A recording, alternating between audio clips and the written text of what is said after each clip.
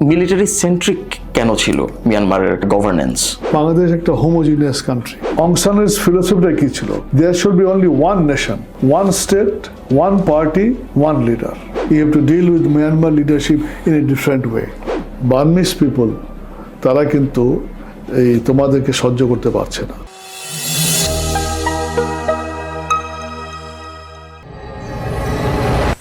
বিশ্ব রাজনীতি কিংবা ভূ রাজনীতিতে কি ঘটছে, কেন ঘটছে, কতদিন ধরে ঘটছে এবং ঠিক কি কারণে ঘটছে, এই সকল প্রশ্নের উত্তরের সিস্টেম্যাটিক ব্যাখ্যা আপনাদের কাছে উপস্থাপন করার জন্যই আমাদের এক্সক্লুসিভ জিওপলিটিক্যাল শো দ্য চেসবোর্ড। আপনাদের সকলকে স্বাগতম এবং আমি আপনাদের হোস্ট ফারহান ইন্তিশার খালেদ। মূলত বাংলাদেশ এবং বিশ্ব রাজনীতিতে কি ঘটে যাচ্ছে এবং কেন ঘটছে এই সকল বিষয়ের সিস্টেম্যাটিক এক্সপ্লেনেশন আপনাদের কাছে উপস্থাপন করা এবং এক্সপার্ট ভ্যালিডেটেড ডিসকাশনস অর্থাৎ এক্সপার্টদের বিশ্লেষণ আপনাদের কাছে তুলে ধরার জন্যই মূলত আমাদের শোটি গড়ে তোলা হয়েছে।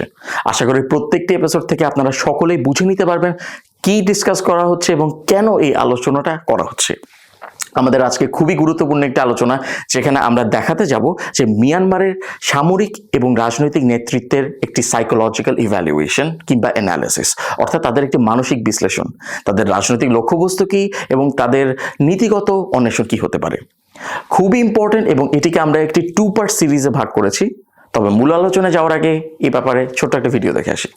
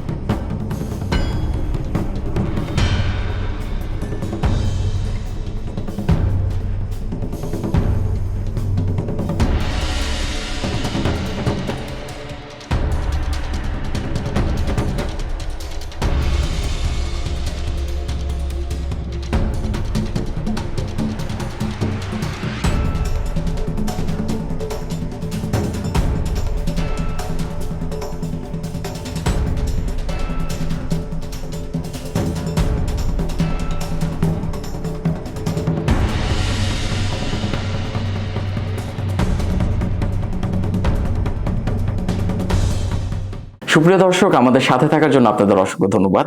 আমার সাথে স্টুডিওতে উপস্থিত আছেন ব্রিগেডিয়ার জেনারেল শাফাত আহমেদ। তিনি principal research fellow, foundation for strategic and development studies. Sir, আপনাকে অসংখ্য ধন্যবাদ আমাদের শোতে আবারও আসার জন্য। তোমাকে ধন্যবাদ আমাকে ডাকার জন্য।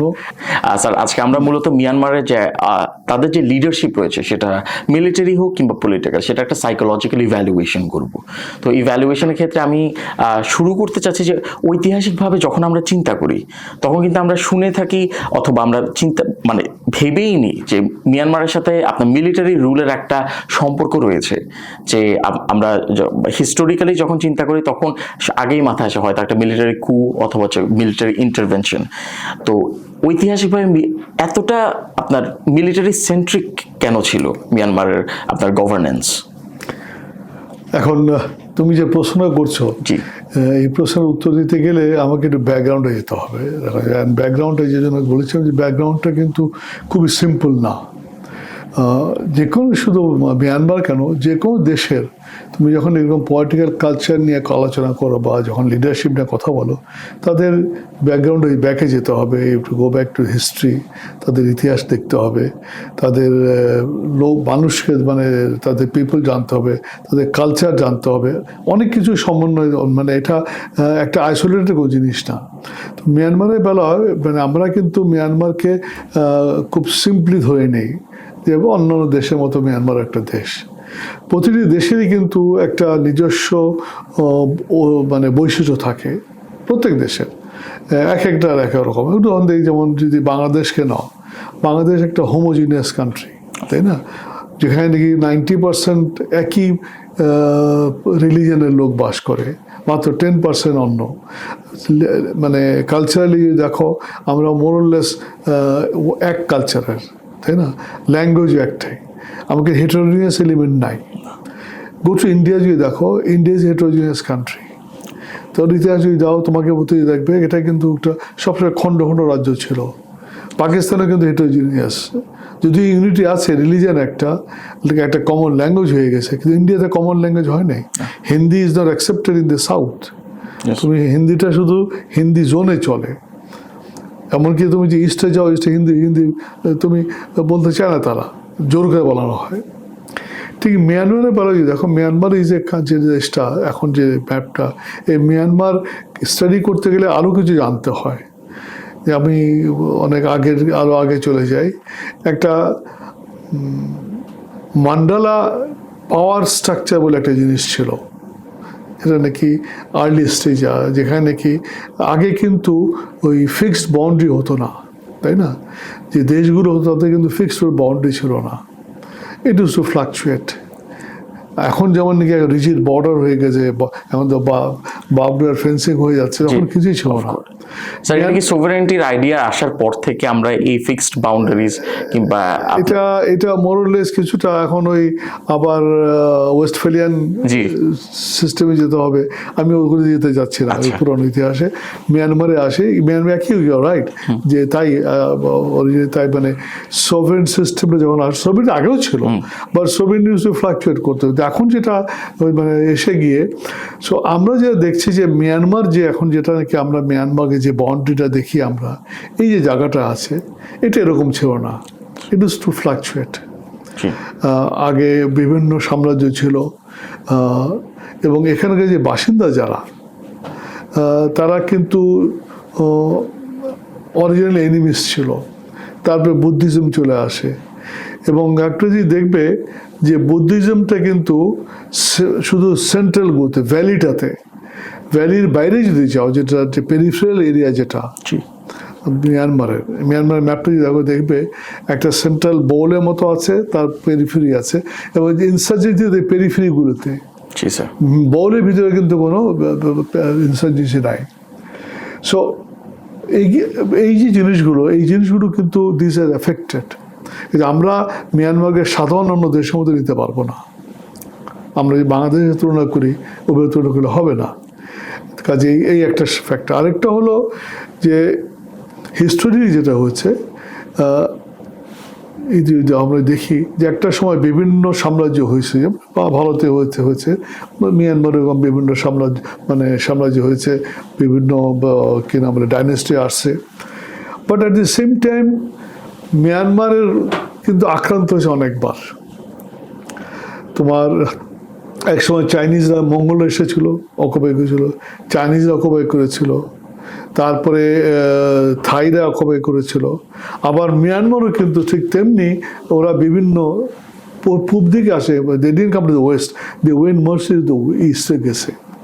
ইস্টে থাইল্যান্ড, যেটা স্যাম বলে, লাওস, কম্বোডিয়া, একসময় এটা পুরাটাই কিন্তু মিয়ানমারের কন্ট্রোল, বা তখন বার্মা বলতো, বার্মার পাগর সব আন্ডারে ছিল।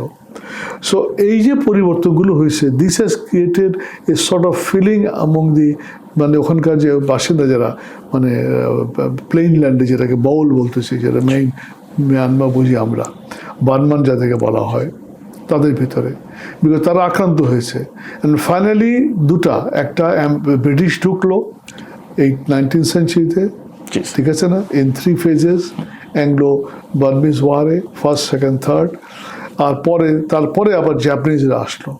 কাজে এই যে ব্রিটিশ অকুপেশন এবং জাপানিজ অকুপেশন, এই দুটার একটা ট্রেমেন্ডাস ইম্প্যাক্ট রয়ে গেছে on the society, on the people of মিয়ানমারের উপরে, যার এফেক্টটা লিডারদের উপরে পড়ছে। আচ্ছা, আমি আসি। এখন যদি দেখো, ইংরেজরা কিন্তু, ব্রিটিশরা মাত্র 65 বছর কলোনি বানা রেখেছিল, only 65 years, compare to India, যেখানে তারা পলিসি থেকে ধরো 190 বছর। ফ্রম 1885 থেকে ইট বিকেম পার্ট অফ, মানে যখন এই থার্ড অ্যাংলো বার্মিজ ওয়ারের পরে বার্মাকে ব্রিটিশ ইন্ডিয়া নেক্সট করে নিল, it became part of British India, এবং for 65 years it had remained under British occupation, 85 to 48। কিন্তু এই 65 বছরে এদের উপর যে এফেক্টটা হয়েছে, দ্যাট ইজ ট্রেমেন্ডাস, প্রচণ্ড রকমের, যেটা আমার কাছে অনেক বেশি অন্য। আচ্ছা, সো এর ফলে একটা এফেক্ট হয়ে গেছে, কী করবে তার সে আসতেছি। তার ফলোড বাই জাপানিজরা কিন্তু ওইভাবে অকমেন্ট, অল্প কিছু ছিল, 2-3 বছর, কিন্তু এটা একটা ইম্প্যাক্ট হয়ে গেছে, কি সেটা আসছে। সো এই জিনিসগুলো কিন্তু has affected the লিডারশিপস of the country. Yes. ঠিক আছে।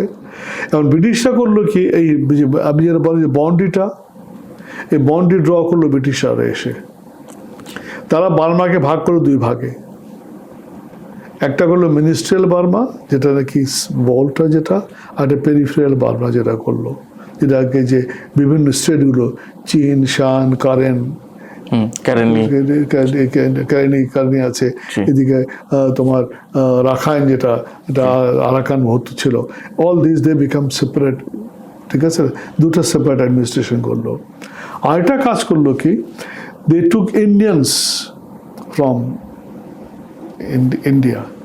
তারা দেখলো যে তাদের বাইদের যখন নাকি 85 সালে যখন নাকি থার্ড ওয়ারের পরে যখন নাকি পুরোপুরি অ্যানেক্স করলো, ততদিনে কিন্তু তোমার ব্রিটেন মানে ইন্ডিয়াতে ব্রিটিশাররা একটা এক্সপিরিয়েন্স করে ফেলেছে, সিপাহী বিদ্রোহ হয়ে গেছে, মানে আফটার মানে পোস্ট সিপাহী বিপ্লব ইন্ডিয়ার যে কি অবস্থা, ঠিক এই লেসনটা তারা নিয়ে তারা they did not want to repeat another rebellion in Burma, কাজে তারা ওইভাবে গিয়েছে।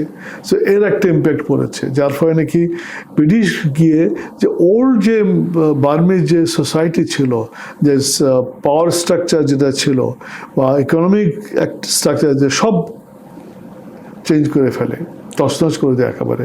দে brought in completely new things. এখান থেকে ব্রিটিশ মানে ইন্ডিয়া থেকে তার অ্যাডমিনিস্ট্রেটর নিয়ে যায়, তাদের ইকোনমিক সিস্টেমটা চেঞ্জ করে ফেলে, ঠিক আছে। এবং শুধু তাই না, তাদের যে মানে এডুকেশন সিস্টেম যেটা ছিল সেটাকেও চেঞ্জ করে ফেললো। সো যার ফলে হলো কি, এর একটা ইম্প্যাক্ট রয়ে গেলো অন দি বার্মিজ পিপল। আচ্ছা, এখন যেটা হলো যে ব্রিটিশরা একটা বার্মা তো করলো, এরা দেখলো যে যেহেতু বার্মিজ মানে বার্মান যারা, তারা হলো মেজরিটি, সো তাদেরকে দাবায় রাখার জন্য এরা করলো কি, ব্রিটিশ মানে বার্মা আর্মি যখন করলো, ব্রিটিশ আর্মির অংশ হিসেবে, এর ভিতরে কিন্তু বার্মানদেরকে অ্যাভয়েড করে গেল। They recruited mostly from the fringes, mostly কারেনদের থেকে নিল যারা খ্রিস্টান। আচ্ছা, সো এই যে জিনিসটা, এর একটা এফেক্ট রয়ে গেল বার্মিজদের মধ্যে, মানে বার্মান যারা। সো একটা পর্যায়ে গিয়ে যখন নাকি তোমার ব্রিটিশদের এগেনস্টে যারা বার্মিজ ইন্ডিপেন্ডেন্স মুভমেন্ট শুরু হলো, তখন কিন্তু এই জিনিসগুলো ওই বার্মিজ লিডারদের ভিতরে এফেক্ট করলো। আরেকটা জিনিস হলো, বার্মিতে দুই ক্যাটাগরি লিডারশিপ দেখা যাচ্ছে। একটা হলো তোমার ওল্ড গার্ড যারা ছিল, আরেকটা নতুন একটা ক্লাস গ্রো করে, যাতে থাকিন্স বলা হতো। দে আর বেসিক্যালি ইউনিভার্সিটি স্টুডেন্ট, যার নেতা ছিল সুচির ফাদার অং সান। এরা করলো কি, এদের ভিতরে অন্য একটা জিনিস, এরা they are all student educated, Rangoon ইউনিভার্সিটির ছাত্র, পড়াশোনা করতো, এবং এদের ভিতরে একটা অ্যান্টি ব্রিটিশ একটা সেন্টিমেন্ট গ্রোথ করলো। They started disobeying the British. এবং তাদের একটা জিনিস আসলো যে আমরা এখানে যেমন আমরা নন কোঅপারেশন করেছিল গান্ধী, ঠিক ওখানে ইন এ ডিফারেন্ট ফর্ম একটা নন কোঅপারেশন করলো, যার ফলে একটা ক্লাস গ্রো করলো, ক্লাস অফ লিডার্স যারা নাকি complete different from the old guard, যারা নাকি ব্রিটিশদের থেকে ওদের সাথে থেকে কাজ করতেছিল, তাদের সাথে একটা ডিফারেন্স হয়ে গেল। আরেকটা হলো পরিবর্তনের ওয়েভ আসা শুরু করলো। আরেকটা হলো কি, যখন নাকি ব্রিটিশরা মানে সেকেন্ড ওয়ার্ল্ড ওয়ার শুরু হলো, এই 30 জন এই ইয়াং গ্রুপ, যার ভিতরে অং সান ওদের লিডার, নিউইনও ছিল যার ভিতরে, ইউনু ছিল, এরা সবাই, এটাকে 30 কমরেডস বলা হয়। এই 30 কমরেডস এদেরকে জাপানিজরা নিয়ে গেলো তাইওয়ানে ট্রেনিং দেওয়ার জন্য। দে ওয়ার ইনডক্ট্রিনেটেড, এদেরকে তৈরি করা হলো to have a anti British force, এবং এদেরকে নিয়ে আসলো। এরা এসে তোমার কেন বলে থাইল্যান্ড যখন আসলো, তো ব্যাংককে এসে দে ফর্ম বার্মা ইন্ডিপেন্ডেন্স আর্মি করলো এদেরকে দিয়ে। ইন্ডিয়া যেমন আজাদ হিন্দ ফোর্স করেছিল, ঠিক তেমনি ওখানে একটা বার্মা ইন্ডিপেন্ডেন্স আর্মি করলো, যেটা হেড হলো Aung San. Aung San was a civilian, only 30 years of age, 30 বছর বয়স তার, চিন্তা করো। But then very with lot of wisdom he had at that time. এই যে জিনিস এই গ্রুপটা যখন আসলো, এই গ্রুপটা আসার এদের ভিতরে একটা সেন্স কাজ করলো যে they want to do almost everything which is against the normal current, মানে ব্যতিক্রম কিছু করার জন্য। এই যার ফলে নাকি তুমি দেখতে পাচ্ছ যে এরা ডিফারেন্ট হয়ে গেল। আচ্ছা, একটা আসপেক্ট বললাম আমি। এদেরই কিন্তু ফলোয়ার এখন দেখছে আমরা, এই যে থাকেন যারা অং সান, নিউ ইন, এনু, এদেরই ফলোয়ার কিন্তু সাবসিকুয়েন্ট। এটা একটা আসপেক্ট। আরেকটা বড় আসপেক্ট যেটা হলো বার্মিজ সোসাইটিতে, সেটা হলো রিলিজিয়ান। যখন নাকি এখান থেকে ইন্ডিয়াতে যখন নাকি বৌদ্ধদেরকে তাড়ানো হলো, এরা কিছু নর্থে গেল আর কিছু ইস্টে গেল, মেজরিটি ইস্টে গেল। যে জন্য দেখো যে একসময় কিন্তু হিন্দুরা বলে যে entire south east Asia Hindu ছিল, তাই না? এখন কিন্তু হিন্দু নাই, এখন বুদ্ধিস্ট পাবে। এই বুদ্ধিস্টরা কিন্তু যখন ইন্ডিয়া থেকে বুদ্ধিস্টদেরকে তাড়ানো হলো, they all went to migrated to this areas. এবং এর একটা এফেক্ট হয়ে গেল বার্মাতে। এবং একটা প্রবাদ আছে, to be a Burman is to a Buddhist, মানে বুদ্ধিস্ট নলে তুমি বার্মিজ হতে পারবে না। স্যার, এটা কি একটা ইউনিফাইং ফ্যাক্টর হিসেবে কাজ করে এখনো, যেখানে ধর্মকে কেন্দ্র করে বা এটাকে একটা সেন্ট্রাল ফোর্স তৈরি করে আপনার ন্যাশনাল ইউনিটি এনশিওর করার চেষ্টা করা হচ্ছে? আমি আসতেছি। সো দ্যাট মিনস একটাতে পেলাম আমরা কালচারালি দেখেছিলাম একটা, আরেকটা পেলাম আমরা রিলিজিয়ান একটা ফ্যাক্টর। এখানে এরা বলতেছে একটা রিলিজিয়ান, ঠিক আছে, গেল। এর থার্ড আরেকটা জিনিস হলো যে সেটা হলো যে ইকোনমিক্যালি আমি একটা জিনিস দেখেছি যে ব্রিটিশরা যখন গেল, এরা ইন্ডিয়া থেকে সব লোক নিয়ে গেল এবং শরৎচন্দ্র চট্টোপাধ্যায় ওখানে গিয়ে চাকরি করলো বার্মা রেলওয়েতে, তাই না? তার লেখা কিন্তু শুরু হলো রেঙ্গুন থেকে। আচ্ছা, আর সাউথ ইন্ডিয়া থেকে প্রচুর গেল জানি মানি ল্যান্ডার হিসাবে। আচ্ছা, বার্মাতে কিন্তু বার্মিজ লোকজন যারা ছিল তারা খুব একটা চাষবাস করতে চেত না। কিছুটা সাম আদার কম্পেয়ার টু দি যে এখান থেকে যারা গেল কম্পেয়ার টু সাউথ ইন্ডিয়ান, এরা অলস প্রকৃতি ছিল।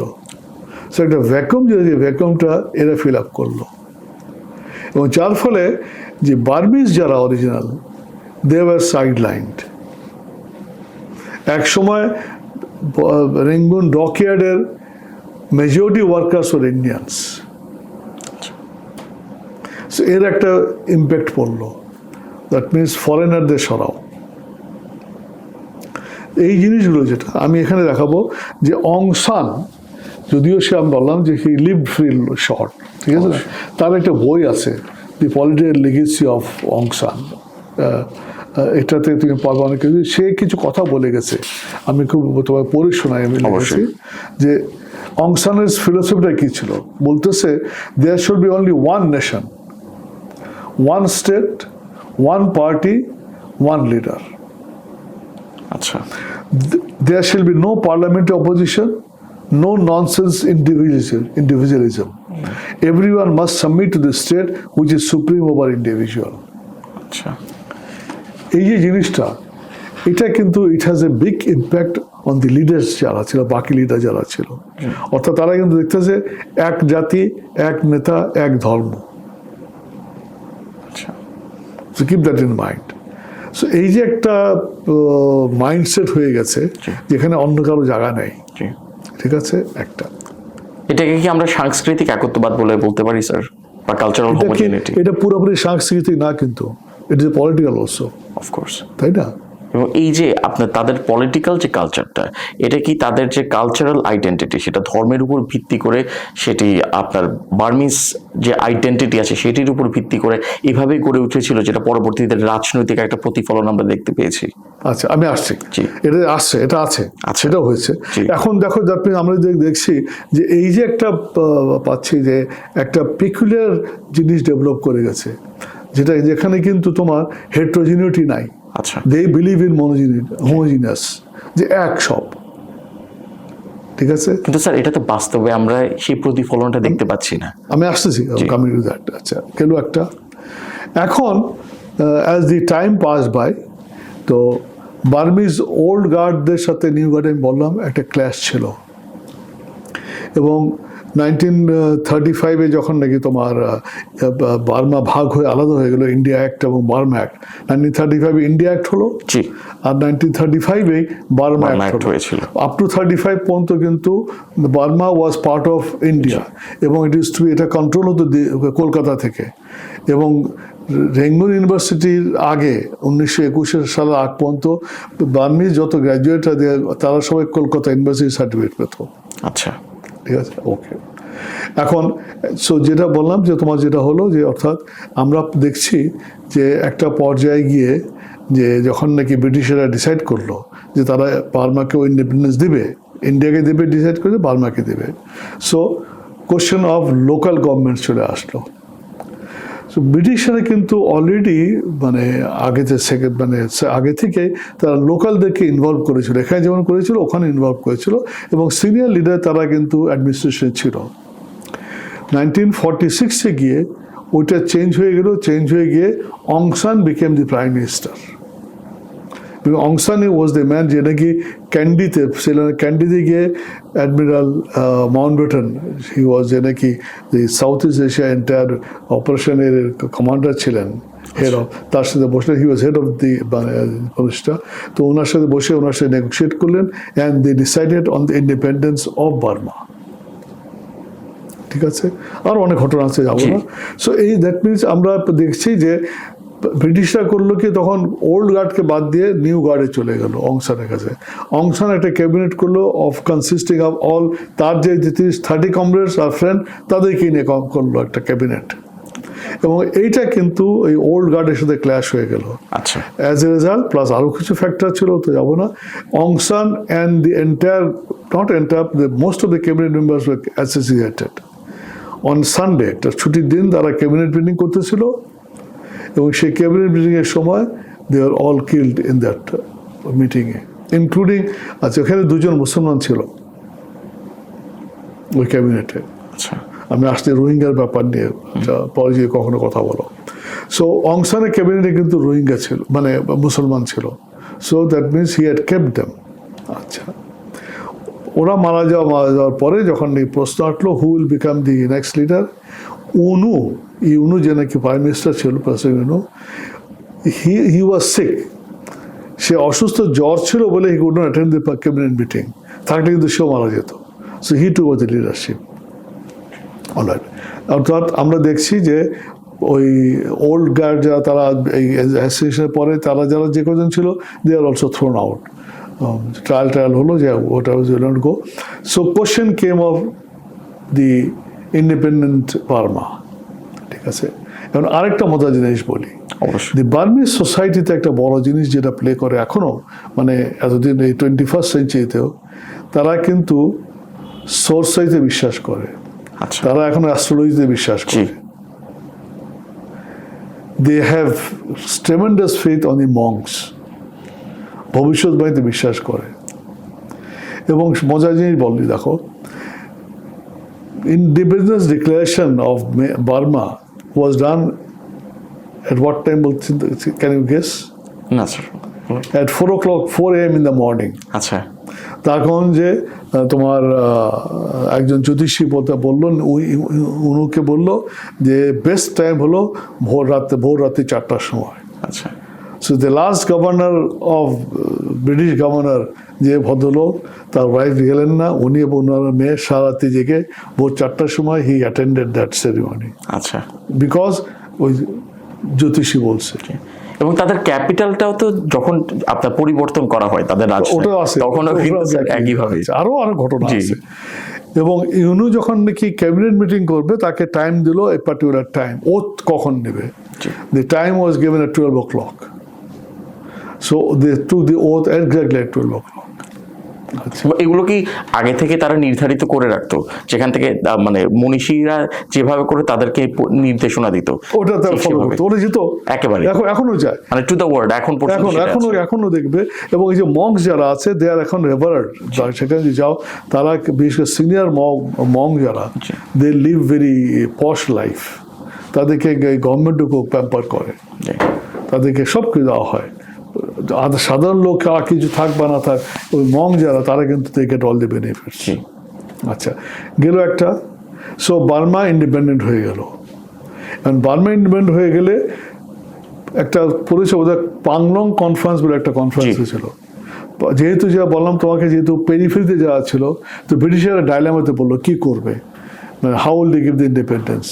তখন যেটা বললাম যে যখন তারা অকুপাই করে, মানে বোল যেটা নাকি ভ্যালিটা, ইরাবতী ভ্যালি যেটা নাকি মেইন বার্মিজ যারা থাকে, মানে বুদ্ধিস্ট বার্মান যাদেরকে বলা হয়, তারা আলাদা, এবং পেরিফেরিতে যে স্টেটগুলো বিভিন্ন ট্রাইব যেগুলো আছে, যে শান, কারেন, চীন, কেন আছে, আরও যা আছে অনেকগুলো, তার এরা কিন্তু দে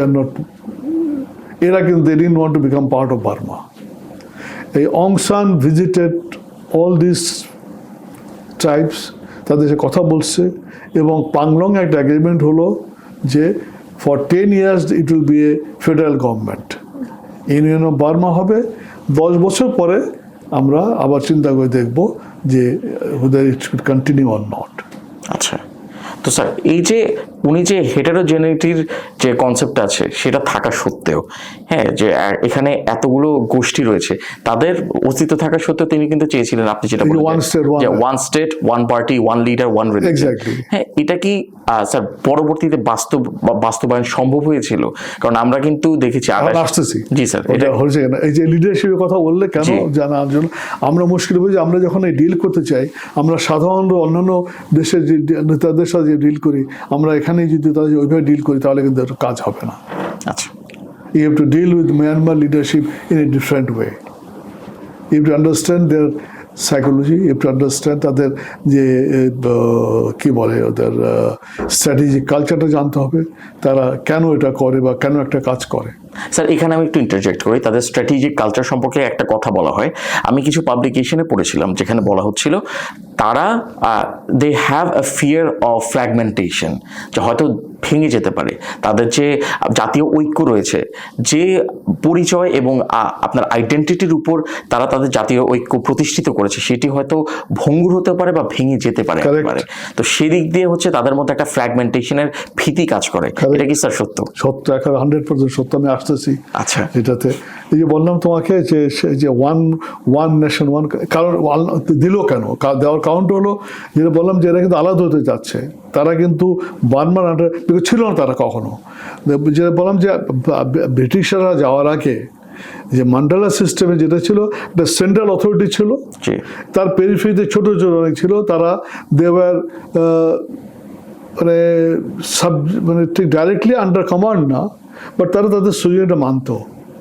তাদের যেমন ইন্ডিয়াতে গিয়েছিল, হোয়াট ডিড মুঘলস ডু, ও একই জিনিস। মুঘলরা কী করতো, মুঘলরা কিন্তু হোয়াট দে ডিড, তারা কিন্তু দিল্লিতে বসে they did not occupy or capture entire area, তারা কিন্তু সুবেদার বসিয়ে দিত, কিছু জায়গায় সুবেদার, কিছু জায়গায় কিন্তু রাজাই থেকে যেত। এই যে পুরা সেন্ট্রাল ইন্ডিয়া যদি দেখো, রাজপুত বলো, রাজপুতানা বলো, গুজরাট বলো, মহারাষ্ট্র বলো, মধ্যপ্রদেশ যেখানে বলো, এখানে বিভিন্ন এখনো কিন্তু এই যে 590টার মতো স্টেট ছিল, ওয়ার দে, এটা কিন্তু মোগলদের থেকে আসে, তারা কিন্তু ডিস্টার্ব করে নাই। সো হোয়াট দে ডিড, ওই ব্যালেন্সটাকে ধরে রাখছে। হোয়াট দে ডিড, মোগলরা বললো আমাদের যে আইন, এই আইন চলবে তোমার দেশে, তুমি আমাকে খাজনা দিবা, ইউ বি পিসফুল, আমরা কিছু ডিস্টার্ব করবো না। আচ্ছা, সো সর্ট অফ ফেডারেলিজমটা ছিল এখানেও, কিন্তু বিফোর দি ব্রিটিশ এই ফেডারেলিজমটা ছিল মিয়ানমারে। কিন্তু ব্রিটিশ করলো কি, যখন ইন্ডিপেন্ডেন্স দিতে গেল তখন এক করে ফেললো, যেটা ইন্ডিয়াতেও করেছে। ইন্ডিয়াতে কিন্তু একটা স্কোপ দিয়েছিল যে যেটা নাকি থার্ড জোন, যে পার্টিশন প্ল্যানটা সেখানে ছিল যে এই যে স্টেটগুলো they could have joined either India or Pakistan or we remain independent করে থাকবে। একটা ছোট দেশ, এমনও দেশ আছে যেমন এই যে তোমার ফিল্ম অ্যাক্টর আছে না, কি নাম, সাইফ আলী খান, এর বা পাটোয়াটি কত বড়, যে স্মল স্টেট, আমাদের দেশে কয়েকটা ইউনিয়ন মিলে তাই হবে হয়তো। এটা তো একটা আপনার সার্বভৌম দেশ হিসেবে থাকতে পারবে, সার্ভাইভ করতে পারতো না স্যার। বাট দেন ইংরেজ মানে কেনাম মোগলরা কিন্তু অ্যালাউ করছে, মোগল অ্যালাউড দেম কে you maintain it but you pay me tax. এখানেও কিন্তু ওই সিস্টেমটা এখানেও ছিল, এটাকে ভেঙে ফেললো, ভেঙে করলো কি এরা এক করে ফেললো যে they will be only one. এর একটা উদাহরণ দিয়ে বাংলাদেশে হিল ট্যাক্সের প্রবলেমটা কোথেকে শুরু হয়েছে? স্যার তারা তো ইউনিফাইড বাংলাদেশের যে কনসেপ্ট তার পরবর্তীতে তো আমরা দেখতে পারলাম যে তাদের মধ্যে একটা সাংঘর্ষিক সম্পর্ক শুরু হলো আমাদের সেন্ট্রাল গভর্নমেন্টের সাথে, নাকি স্যার আরো আগের কথা বলছেন? না, তুমি একটা দেখো, শেখ মুজিবুর রহমান বললো যে তোমরা সবাই বাঙালি হয়ে যাও। সবাই বাঙালি, জি। এটার পরবর্তীতে তো আমাদের সাথে পাকিস্তানে ছিল না, কিন্তু না, হিল ট্যাক্সে একটা হিল ট্যাক্স ম্যানুয়াল ছিল, যেটা hill tax manual, and is to be run by that manual. Pakistan কিন্তু they did not disturb the tribal system. না না, এটা করেনি। আমরা কিন্তু ওই ট্রাইবাল সিস্টেম ডিস্টার্ব করে দিয়ে কিন্তু এই প্রবলেমটা ক্রিয়েট করলাম। ঠিক একই জিনিস কিন্তু মিয়ানমারে হতে গেছে, বিকজ যখন নাকি ওই সিস্টেমটা ভেঙে দিয়ে এক করেছিল, তো ফেডারেলিজম রাখলো, বাট দেন যখন নাকি দেখলো ফেডারেলিজমটা কাজ করতেছে না, দেওয়ার প্রবলেম, আমি ওই পলিটিক্যাল হিস্ট্রি যাচ্ছি না, যেটা নাকি এর ফলে হলো কি এই যে লিডারশিপ গ্রো করা শুরু করলো। তোমার অনু দেখলো যে প্রবলেম সলভ করতে পারছে না, so he too cover up religion, সে খুব রিলিজিয়াস হয়ে গেল এবং সে বুদ্ধিজমকে he try to inculcate Buddhism, সবাইকে ডাকলো যে বুদ্ধিজমের ভিতরে অহিংসা পরম ধর্ম আছে, আমরা সবাই এক হয়ে থাকবো, এক ধর্মে বিশ্বাসী হব। That was by U Nu. আচ্ছা, এই একই ব্লু প্রিন্ট তো স্যার, একই। আচ্ছা, এখন দেখো নিউইন যখন মানে সামরিক ক্ষমতা 62 সালে, দ্যাট ওয়াজ দি ডে যখন নাকি পাংলং এর ফলো আপ কনফারেন্স হওয়ার কথা ছিল। ওই পার্টিকুলার ডেটে, দ্যাট ওয়াজ দি, সেই দিনই কিন্তু they are suppose to be meeting of all the leaders, সব ট্রাইবাল লিডারদের সাথে বসে, সব স্টেট লিডারদের বসে, U Nu was suppose to discuss the subsequent মানে একটা সিস্টেম কীভাবে চলবে তারা, বিকজ দেওয়ার কমপ্লেন্টস, কিছু কিছু স্টেট যারা নাকি আলাদা হয়ে যেতে যাচ্ছিল। So that is time they intervene. এইখানে কিন্তু আসলো যে that means question of fragmentation শুরু হয়ে গেল, যে এদের ভাঙতে দেওয়া যাবে না। সো নিউইন আসলো, নিউইন টেক ওভার করার পরে একটা পর্যায়ে গিয়ে নিউইন কিন্তু he change everything. Democratic system থেকে হি ওয়েন্ট টু সোশ্যালিজমে চলে গেলো, বার্মিজ ওয়ে অফ সোশ্যালিজম হয়ে গেলো, হি মানে সমস্ত কিছু চেঞ্জ করে ফেললো। এখানেও কিন্তু বড় মজার জিনিস সেটা হলো যে ওই যে বলছি যে মানে একটা সুপারস্টিটিউশন বলো, যাই বলো, যে কাজ করতো তাদের ভিতরে, লিডারদের ভিতরে। নিউইনকে কেউ বললো যে তোমাকে মারতে, ইউ ক্যান বি অ্যাসাসিনেটেড, তো কি করতে হবে? You shoot yourself in the mirror, তুমি তোমার আয়নাতে তোমাকে তুমি গুলি করো, তোমাকে কেউ মারতে পারবে না। এটা কি কোনো মনীষীর নির্দেশনা ছিল? নির্দেশনা ছিল। আচ্ছা, গেল একটা। দ্বিতীয়টা একটা বললো যে তার যে গ্রামের বাড়ি যেখানে ছিল, সেই বাড়িতে যাওয়া যে রাস্তাটা, এই রাস্তার দুই পাশে গাছ ছিল, বেশ সব গাছ কেটে ফেলো, কাট অল ট্রিজ। এবং স্যার আমি এখানে একটু আপনাকে প্রশ্ন করি, তারা এই নির্দেশনাগুলোকে কাউন্টার কোয়েশ্চেন করতেন না? যেটা বলতেন একদম বরাবর সেই অনুযায়ী কাজ। মনীষী বলছে বা আমার রাজধানী পাল্টে ফেলি, আমি রাজধানী পাল্টে ফেললাম। আচ্ছা, এখন দেখো সে তারও আছে, সে কিন্তু আমাদের কয়েন কি 10-এর, তো আমরা ডেসিমেল সিস্টেমে চলি। জি, সে করলো কি ডেসিমেল সিস্টেম বাদ দিয়ে সে 9-তে চলে গেলো। জি, পার্ট অফ 9। এটাও একজন মনীষী তাকে বললো, একজন মানে অ্যাস্ট্রোলজার বললো এটা করলে তোমার ইকোনমি ভালো হবে। আচ্ছা, আরও আছে, সে বার্মাতে ব্রিটিশ সিস্টেম কি, আমরা রাস্তা কোন পাশে চলি? আমরা স্যার ডান পাশ দিয়ে। সো তাকে অ্যাস্ট্রোলজার বললো যে বার্মাতে তোমার বাম পাশে চলতে হবে। So change that. স্যার এগুলোর কি অ্যাডমিনিস্ট্রেটিভ আলাদা করে কস্টিং ছিল না? সবকিছু পরিবর্তন, ইট ডিড নট ম্যাটার, মানে যেটা বলেছে সেটাই ক্যারি থ্রু করতে হবে। একটা আরেকটা জিনিস দেখো, বড় মজার জিনিস বলে, একটা বই আছে যদি বার্মিস ক্যারেক্টার জানতে চাও। পাকিস্তানের অ্যাম্বাসেডর যে ছিলেন বার্মাতে 60 থেকে 62 সাল পর্যন্ত, মিস্টার কামরুদ্দিন, বাঙালি, উনি আওয়ামী লীগের একজন ছিলেন, কে নাম বলে, ও লয়ার ছিলেন, এবং সরওয়ার্দির উনি একজন ভক্ত ছিলেন। তো সরওয়ার্দির সময় থেকে he was in the foreign service, তাকে অ্যাডপ্ট করা হয়েছিল। অ্যান্ড 1960-তে he was posted to Burma as ambassador. আচ্ছা, এবং he had President Ayub also called him and he had discussion with him বার্মার সম্বন্ধে। উনি ওনার বইতে কয়েকটা ঘটনা লিখেছেন। আমাদের একটা ঘটনা হলো যে 1962 সালের প্রথম দিকে, right in the beginning of বা মেবি 61 শেষে, প্রথম দিকে একদিন suddenly he receive a call from the prime minister of Burma, inviting him for lunch. তো প্রাইম মিনিস্টার লাঞ্চে ডাকছে, আপনি গেলেন, যে দেখেন যে ইন্ডিয়ান অ্যাম্বাসেডর সেখানে হাজির। তো লাঞ্চের পরে ইউনু তাদের দুজনকে একটা কথা বললো যে দেখো, আমার একটা বড় ভয় হচ্ছে যে বার্মিজ পিপল তারা কিন্তু এই তোমাদেরকে সহ্য করতে পারছে না, বিকজ বার্মার পুরা economy was controlled by the Indians, Pakistanis combined and Chinese. ব্যবসা বলতে যা ছিল মোটামুটি সব ব্যবসায়ী কন্ট্রোল করতো, হয় ইন্ডিয়ান, হয় পাকিস্তানি অথবা চাইনিজ।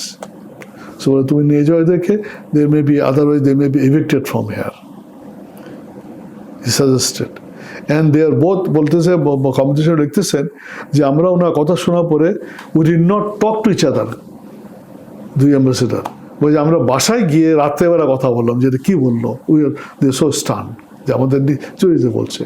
সো এই মাইগ্রেশন শুরু হলো, এন্টি ফরেনার। এবং নেভিন তার পুরা টেনিওরে he kept on talking about anti foreigner.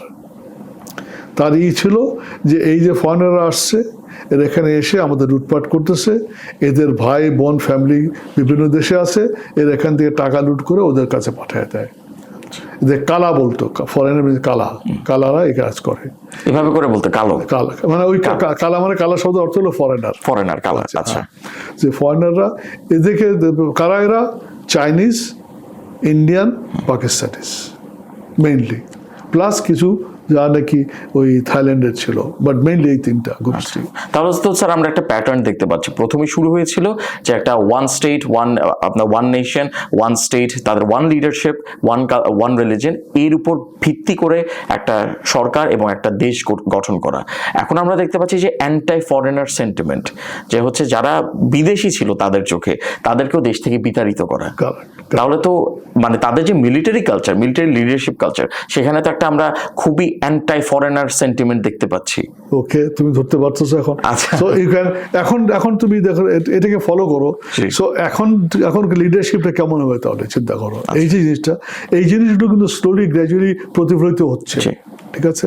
এটা কি সমগ্র মিলিটারি এস্টাবলিশমেন্টে স্যার ছড়িয়ে গিয়েছে? মিলিটারি আসতেছে পরে, তখনও কিন্তু মানে সিভিলিয়ান সিস্টেম ছিল, তাই না? উন্নত সিভিলিয়ান ছিল, 3টে ইলেকশন হয়েছে, 3টে ইলেকশন, একটা না, and all 3 elections were successful, ঠিক আছে? এখানে কোনো কারচুপিটা কিছু হয় না, দের অপোজিশন ছিল, democracy was in full flow বারবাতে। সো হোয়াট হ্যাপেন ইজ, এই যে একটা ভয়ভীতি, একটা আমি বলছি যে একটা যেহেতু অনেকবার আক্রান্ত হয়েছে, আরেকটা মনে হলো যে বার্মা ইন্ডিপেন্ডেন্ট যখন হলো তখন যে মানে জিওপলিটিক্যাল সিচুয়েশন, চায়নাতে তখন কমিউনিস্ট মুভমেন্ট চলতেছে, Kuomintang was in run. So Chinese কমিউনিস্টরা যখন নাকি দখল করা শুরু করলো, কমিনতাংয়ের একটা বড় গ্রুপ চলে আসলো বার্মাতে, এবং এরা এখান থেকে they are fighting the Chinese communist, এবং এদেরকে আমেরিকানরা সাপোর্ট করা শুরু করলো। Americans are supporting Kuomintang. It took 10 years for the Burmese to evict these Kuomintang people, to send them or to disarm them. যার ফলে আচ্ছা, আরেকটা হলো যে কমিউনিস্ট পার্টি, এদের সাথে একটা চাইনিজের একটা মানে বার্মিজ একটা ক্ল্যাশ হয়ে গেল বিকজ অফ দিস। সো এখানে একটা ফিয়ার চলে আসলো। সো এই যে একটা ফিয়ার, যে অকুপাই করা, অকুপেশন হওয়া, তারপর আবার থাইল্যান্ডের সাথে একবার একটা স্ক্যামিশ হয়ে গেল। All this things had created a sort of fear in the mind, যে তুমি বললে যে মানে নন এগ্রেশন বা অ্যাগ্রেসিভ একটা কেন, মানে কেন তারা এটা করছে, তাদের মধ্যে একটা ভয় ভীতি চলে আসছিল, ঠিক আছে? এই সব জিনিসগুলো কিন্তু তাদের মধ্যে একটা মানে লিডারশিপের ভিতরে, সে সিভিলিয়ান হোক বা মিলিটারি হোক, তার ভিতরে কিন্তু একটা জিনিস ইম্প্যাক্ট রয়ে যাচ্ছে। একটা মধ্যে দেখলাম আমরা যে রিলিজিয়াস একটা ফিলিং, যে আমরা একটা রিলিজিয়ান হতে হবে। দ্বিতীয়ত ওয়ান নেশন, ঠিক আছে? এইটা নিয়ে চলতেছিল। এবং নিউইন যখন টেক ওভার করলো, সে কিন্তু এটাকে পুরো সোশ্যালিস্ট কান্ট্রি করে ফেললো। Burma was suppose to be one of the, মানে was upcoming country, economy was very good, it has all the resources, very resourceful country. It was মানে Burma was one of the main rice exporter, এখনো কিন্তু Burma rice export করে। But then from there, ওইখান থেকে Burma became one of the list developed country লিস্টে চলে আসলো এই সোশ্যালিজমের জন্য। মানে সমস্ত কিছু ধ্বংস করে ইকোনমি নষ্ট হয়ে গেল। একদিক দিয়ে এটা ব্যবসার ক্ষেত্রে ইন্ডিয়ানরা চলে আসলো, তারাই দিল, পাকিস্তানি যা আছে তা চলে আসলো। সো ওখানেও কিন্তু একটা, এখানে তো একটা ইকোনমিক ভ্যাকিউম তৈরি হয়ে, হ্যাঁ, যে একটা আপনার গ্রুপ অফ এক্সপার্টস তারা একভাবে আপনার ইকোনমিতে কন্ট্রিবিউট করে যাচ্ছে, তারপর হঠাৎ করে তাদেরকে বিতাড়িত করার পর তাদের প্রতি মানে আপনার রিপ্লেস করার মতো কি তাদের ম্যান পাওয়ার ছিল? সেটা তো খুব বাংলাদেশ হ্যাড ইন 72-73 না স্যার, এটা এক্স্যাক্টলি একই জিনিস। ওখানে একই অবস্থা হয়েছিল 60 দশকে, যখন নাকি সবাইকে তাড়াই দিল, একটা ভ্যাকুয়াম হলো, যার ফলে নাকি ইনএফিসিয়েন্সি হয়ে গেল, দি বার্মিজ ইকোনমি কলাপসড। আচ্ছা, এবং আমরা আসলে স্যার মানে এই এপিসোডে যে ব্যাপারটা ডিসকাস করলাম, যে আমরা ন্যাশনাল ইউনিটি, একটা সিঙ্গেল ন্যাশনাল আইডেন্টিটির উপর তৈরি করার কথা বলা হচ্ছিল, কিন্তু বার্মার যে কালচার এবং বার্মার যে আপনার হেটেরোজেনাস রিয়ালিটি, যে তাদের যে বহুজাতিক যে বাস্তবতা রয়েছে, সেটা কিন্তু আসলে একটু ইনকনসিস্টেন্ট, যেটা তারা চাচ্ছিল সেটা। এখন কথা হলো, দ্যাট মিনস আমরা দেখছি একদিকে যে বার্মা ইজ এ কান্ট্রি যেখানে নাকি এতগুলো মানে রোহিঙ্গা বাদ দিল 150 মানে মানে লিগালি অথরাইজ 135 ট্রাইবস বা সাব ট্রাইব, তাই না, হেটেরোজেনাস। আচ্ছা, অন দি আদার হ্যান্ড তারা বলতেছে they want to have one nation. এর কন্ট্রাডিক্টরি হয়ে যাচ্ছে স্যার। আচ্ছা, একটা আরেকটা হলো যে যেটা বললাম যে রিলিজিয়ান সম্বন্ধে একই অবস্থা, ওই ওয়ান রিলিজিয়ান। বাট আমরা যদি দেখি যে পেরিফেরিতে যারা আছে, either they are Christians, Muslims or animist, ওখানে বুদ্ধিস্ট খুব কম। বুদ্ধিস্ট তো স্যার সেন্ট্রালি তারা কনসেন্ট্রেটেড, বাট দে মেজরিটি, তারই মেজরিটি। আচ্ছা স্যার, যেটা বললাম যে টু বি মানে to be Burman is to be Buddhist, sir তাহলে আমরা এই টপিকটার উপর আমরা পরবর্তী এপিসোডে আরো একটু কম্প্রিহেন্সিভ ভাবে ডিসকাস করবো। আমার সাথে থাকার জন্য আপনাকে অসংখ্য ধন্যবাদ। আমার পরের এপিসোড আপনি আছেন স্যার। তো সুপ্রিয় দর্শক, আমাদের সাথে থাকার জন্য আপনাদের অসংখ্য ধন্যবাদ। যদি আমাদের এপিসোডগুলো ভালো লেগে থাকে এবং আমাদের আজকের ডিসকাশন ভালো লেগে থাকে, অবশ্যই আমাদের যে ফেসবুক এবং ইউটিউব পেজ আছে, সেগুলো ভিডিওতে লাইক এবং সাবস্ক্রাইব করে আমাদের অবশ্যই জানাবেন। আমাদের ভিডিওগুলোতে কমেন্ট করে আমাদের বলবেন যে আমাদের ডিসকাশনগুলো কেমন লাগছে। Until next time, thank you so much.